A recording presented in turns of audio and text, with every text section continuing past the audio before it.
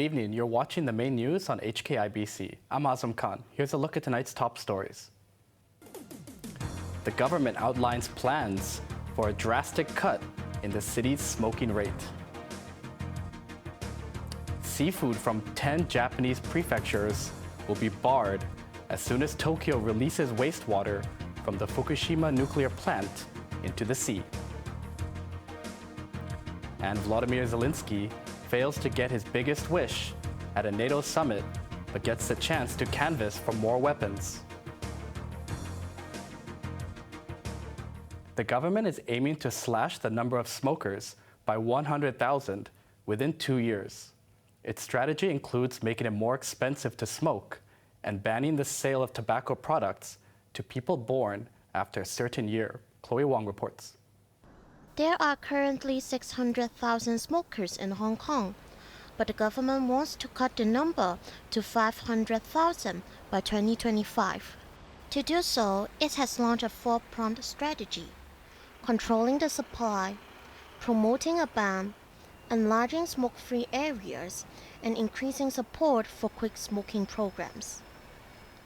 The government proposed some smoke-free policies, such as banning the sale of tobacco to people born after a certain year, banning smoking while walking, and increasing fines.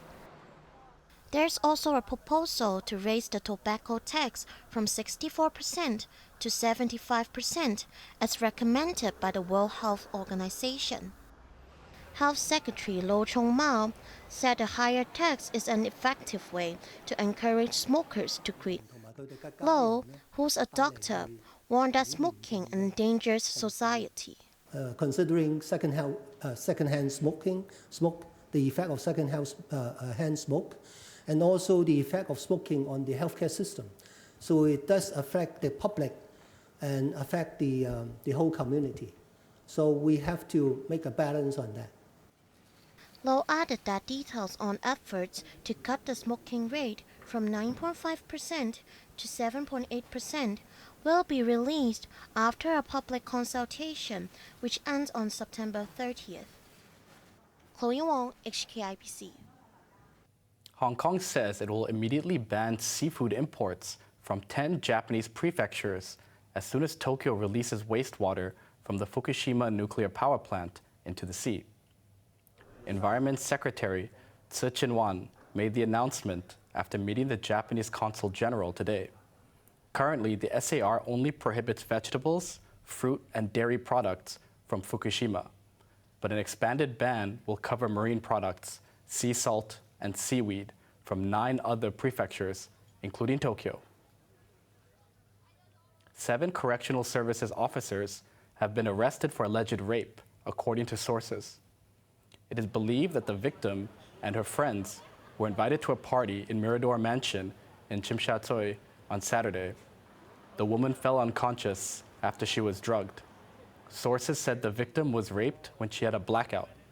7 prison officers at the party were arrested. The department confirmed that all of them have been suspended. The Immigration Department is bracing itself for a rush of passport applications. 2 special service sessions are being set up, while those applying for a travel document will have to apply online for a slot. Janice Lowe reports.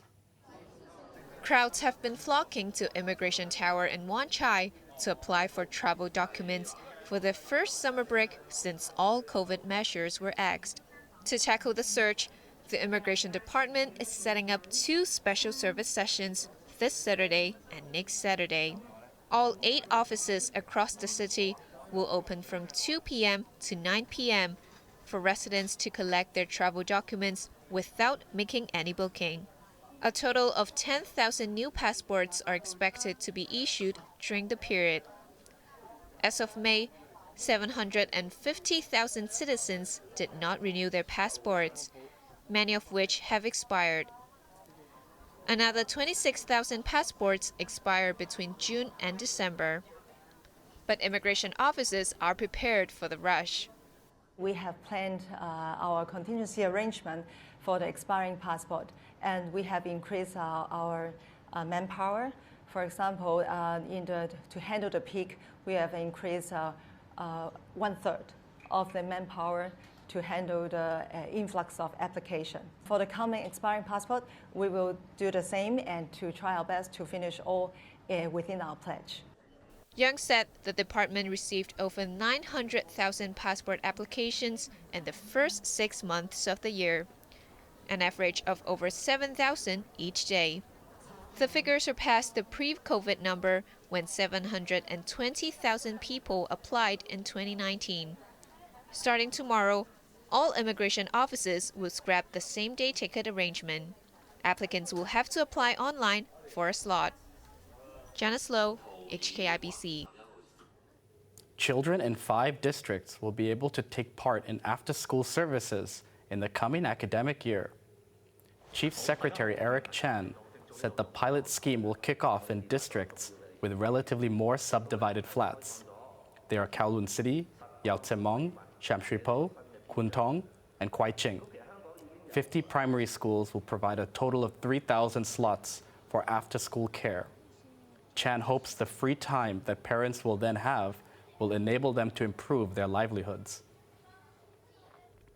A study has found that the level of carbon dioxide, or CO2, in buses and trains exceed the safety limit. Chuhai College noted that in the United States, the safety levels of carbon dioxide concentration are between 400 parts per million and 1,000 ppm. But its research showed that in Hong Kong, the CO2 levels in a 1.5-hour bus ride exceeded the maximum US level by almost 3 times, with CO2 concentration reaching up to 2,950 ppm. It's even higher than a 30-minute journey on the MTR. The researchers said high CO2 levels in a confined space could cause nausea and affect the concentration of drivers. They urged the Transport Department to look into improving indoor air quality. Overseas, NATO leaders say Ukraine will be allowed to join the Western Defense Alliance when the time is right. The decision has not pleased President Volodymyr Zelensky, who described it as absurd, but he made another appeal for more weapons. On the second and final day of the NATO summit in the Lithuanian capital Vilnius, participants welcomed Volodymyr Zelensky, president of non-member Ukraine. But the star of the show was not happy. That's because the leaders of the Western Defense Alliance decided that Ukraine can join them only when all members agree and certain security conditions are met. Zelensky expressed on Twitter and to crowds in Vilnius that it was absurd for Kyiv not to be given a quick timeline for membership. But he quickly toned down his frustration and asked, yet again, for more weapons. On our agenda we have, I think for today, 3 priority questions. The first one is weapon packages, new weapon packages for supporting our army on the battlefield. The second, I think, the invitation to NATO, and we want to be on the same page with everybody. And the third will speak today and fight for this. It's security guarantees for Ukraine on the way to NATO. NATO roped in some non-members, including Japan, Australia, and South Korea, for discussions on supporting Ukraine in its war against Russia. Kyiv will be offered NATO light protection, which includes a NATO-Ukraine Council that convened for the first time today. It will be a platform for Kyiv and the alliance to consult and make decisions together. G7 members are expected to ratify a wide-ranging security pact, similar to one Israel enjoys, which includes more weapons and intelligence sharing. The consolation package gives Zelensky Western support and more weapons. Whether he'll be satisfied remains to be seen. China has urged NATO to stop making groundless accusations after its Secretary General claimed that Beijing is becoming more aggressive. China is not our adversary, and we should continue to engage. But Beijing's increasing assertiveness affects our security. China is increasingly challenging the rules-based international order, refusing to condemn Russia's war against Ukraine, threatening Taiwan, and carrying out substantial military buildup. China's nuclear modernization is unprecedented in speed and scale, and being carried out with no transparency. Allies agreed to continue working together to protect against China's coercive behavior. Foreign Ministry spokesman Wang Wenbin hit back, saying China-Russia relations are based on the principles of non-alignment and non-confrontation. Beijing also opposed NATO's eastward expansion into the Asia-Pacific region, cautioning countries in the area to be alert of the alliance's movement. The BBC presenter at the center of a sex scandal has been accused of breaking social distancing rules to meet an online date. According to the British tabloid The Sun, the person traveled outside London 2 years ago when the city was under lockdown. The BBC has withheld the identity of the suspended presenter who allegedly paid $45,000 3 years ago for sexually explicit photos of a 17-year-old. The victim's mother, who became aware of the incident recently, complained to the BBC 2 months ago, but no action was taken until last week.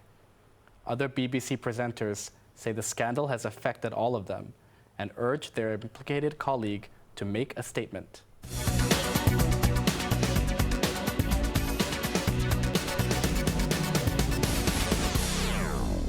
Hong Kong stocks advanced for a third day as investors expect the mainland to introduce more stimulus to bolster the economic recovery.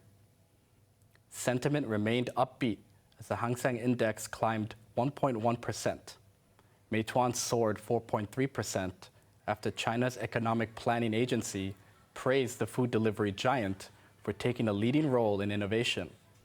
A similar thumbs up was given to Tencent, which closed the day 1.8% higher. Kuaishou was up 3.2% on its plan to upgrade with an AI function. Now let's take a look at the markets. The Hang Seng Index closed up 201 points. Top 10 active stocks, Tracker Fund was up 22 cents, Tencent up $6.20. BYD was down $2.80, Kuaishou up $1.75. Forex trading against the Hong Kong dollar, the euro is at 8.62, the Canadian dollar at 5.92. And over in the UK markets, the London FTSE is currently up 101 points. On to the weather now. Very hot tomorrow. Temperatures will range between 29 and 34 degrees.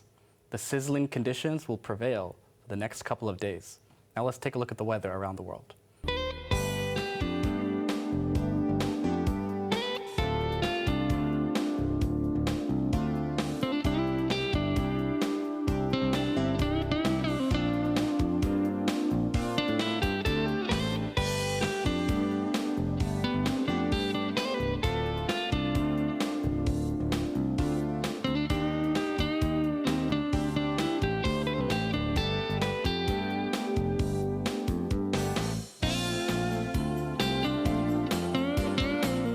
That's our main news for Wednesday night. Join us for more news at 11. I'm Azam Khan. Good night.